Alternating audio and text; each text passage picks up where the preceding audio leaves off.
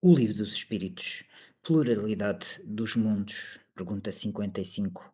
São habitados todos os globos que se movem no espaço? Sim, e o homem terreno está longe de ser, como supõe, o primeiro em inteligência, em bondade e em perfeição.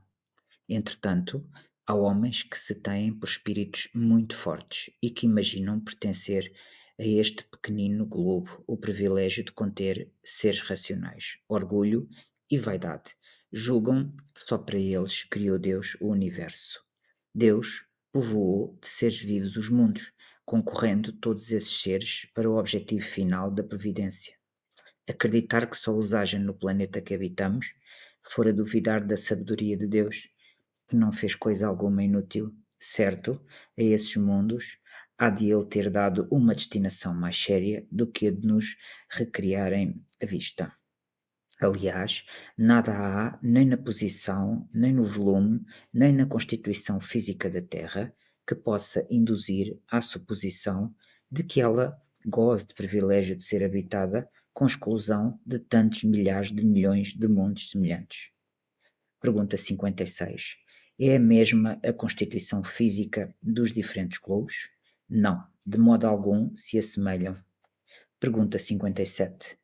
Não sendo uma só para todos a constituição física dos mundos, seguir-se-á tenham organizações diferentes os seres que os habitam? Sem dúvida, do mesmo modo que no vosso os peixes são feitos para viver na água e os pássaros no ar. Pergunta 58. Os mundos mais afastados do Sol estarão privados de luz e calor por motivo de este astro se lhes mostrar apenas com a aparência de uma estrela? Pensais então que não há outras fontes de luz e calor além do Sol, e em nenhuma conta tendes a eletricidade que em certos mundos desempenha um papel que desconheceis e bem mais importante do que o que lhe cabe desempenhar na Terra? Demais, não dissemos que todos os seres são feitos de igual matéria que vós outros, e com órgãos de conformação idêntica à dos vossos. As condições de existência dos seres que habitam os diferentes mundos hão de ser adequadas ao meio em que lhes cumpre viver. Se jamais houvéramos visto peixes, não compreenderíamos pudesse haver seres que vivessem dentro de água. Assim acontece com relação aos outros mundos, que, sem dúvida, contêm elementos que desconhecemos. Não vemos na Terra as longas noites polares iluminadas pela eletricidade das auroras boreais, que há de impossível em ser a eletricidade, nalguns mundos, mais abundante do que na Terra e desempenhar neles uma função de ordem geral, cujos efeitos não podemos compreender. Bem, pode suceder, portanto, que esses mundos tragam em si mesmos as fontes de calor e de luz necessárias a esses habitantes. Considerações e concordâncias bíblicas concernentes à criação. Pergunta 59. Os povos hão formado ideias muito divergentes acerca da criação, de acordo com as luzes que possuíam. Apoiada na ciência, a razão reconheceu a inverossimilhança de algumas dessas teorias. A que os espíritos apresentam confirma a opinião de há muito partilhada pelos homens mais esclarecidos. A objeção que se lhe pode fazer é a de estar em contradição com o texto dos livros sagrados, mas um exame sério mostrará que esta contradição é mais aparente do que real e que decorre da interpretação dada ao que muitas vezes só tinha sentido alegórico. A questão de ter sido Adão, como primeiro homem, a origem exclusiva da humanidade, não é a única a cujo respeito as crenças religiosas tiveram que se modificar. O movimento da Terra pareceu, em determinada época, tão em oposição às letras sagradas que não houve género de perseguições a que essa teoria não tivesse servido de pretexto. E, no entanto, a Terra gira, malgrado aos anatemas, não podendo ninguém hoje contestá-lo sem agravo à sua própria razão. Diz também a Bíblia que o mundo foi criado em 6 dias e põe a época da sua criação há 4.000 anos, mais ou menos antes da era cristã.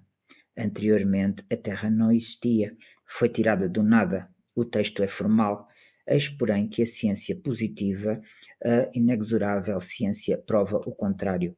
A história da formação do globo terráqueo está escrita em caracteres irrecusáveis no mundo fóssil, achando-se provado que os 6 dias da criação indicam outros tantos períodos, cada um de talvez muitas centenas de milhares de anos.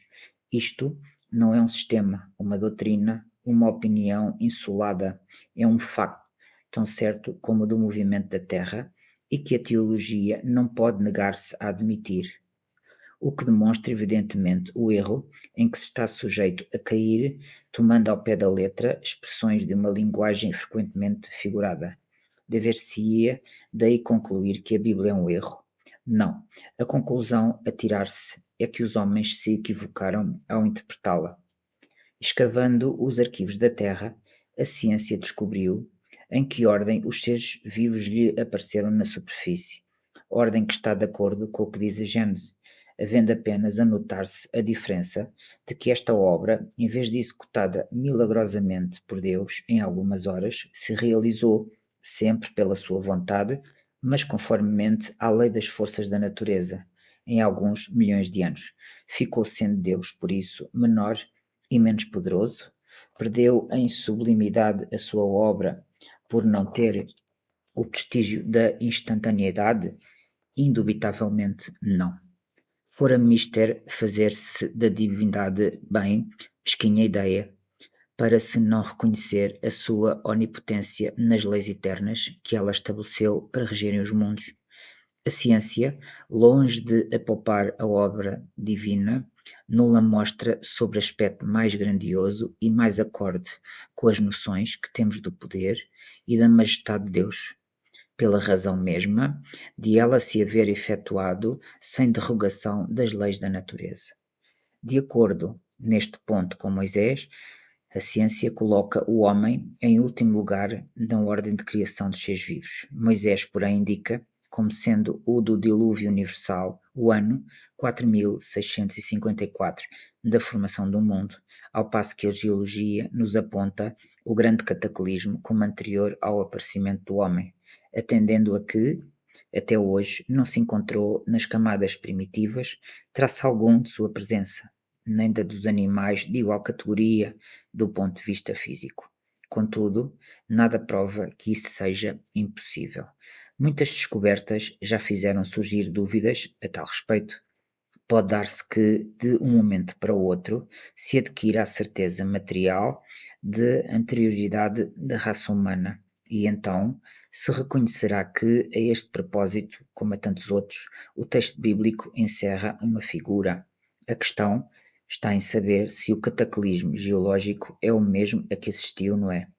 Ora, o tempo necessário à formação das camadas fósseis não permite confundi-los, e desde que se achem vestígios da existência do homem antes da grande catástrofe, provado ficará ou que Adão não foi o primeiro homem, ou que a sua criação se perde na noite dos tempos. Contra a evidência não há raciocínios possíveis. Forçoso será aceitar-se este facto, como se aceitaram o do movimento da Terra e os 6 períodos da criação. A existência do homem antes do dilúvio geológico ainda é com efeito hipotética. Eis aqui, porém, alguma coisa que o é menos.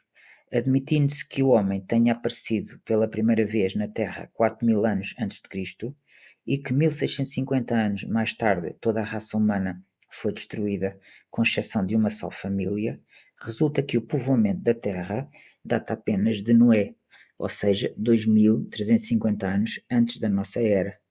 Ora, quando os hebreus imigraram para o Egito, no 18º século, encontraram esse país muito povoado e já bastante adiantado em civilização. A história prova que nessa época as Índias e outros países também estavam florescentes, sem mesmo se ter em conta a cronologia de certos povos, que remonta a uma época muito mais afastada. Teria sido preciso, nesse caso, que do 24º ao 18º século, isto é, que num espaço de 600 anos, não somente a posterioridade de um único homem houvesse podido povoar todos os imensos países então conhecidos, suposto que os outros não fossem, mas também que nesse curto lapso de tempo espécie humana houvesse podido elevar-se da ignorância absoluta do estado primitivo ao mais alto grau de desenvolvimento intelectual, o que é contrário a todas as leis antropológicas. A diversidade das raças corrobora igualmente esta opinião.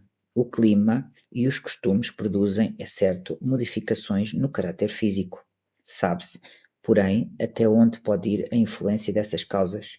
Entretanto, o exame fisiológico demonstra haver entre certas raças diferenças constitucionais mais profundas do que as do clima é capaz de determinar.